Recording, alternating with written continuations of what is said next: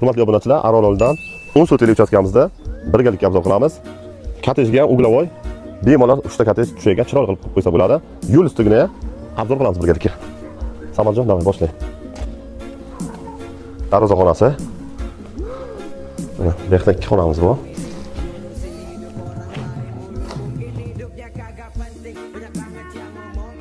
Hurmatli obunachilar, bemalol 3 ta kottej chiroyli qilib asatli qilib qursa bo'lagan. Uglovoy. Bu tarafga mana hojatxonamiz, hammomimiz, oshxonamiz. Bu kladovka ekan. Bunisi oshxonamiz. Yashab turib, qurilishda qilib ketaversa bo'lagan. Bu esa hovlimizda 10 sotiga joylashgan 4 ta xonadan iborat. Narxi startida 49.900 so'ralmoqda. Sunnatga o'tayotgan joyi bor. Realda o'tayotgan pastdagi nomerlarga bemalol telefon qilib o'tadi.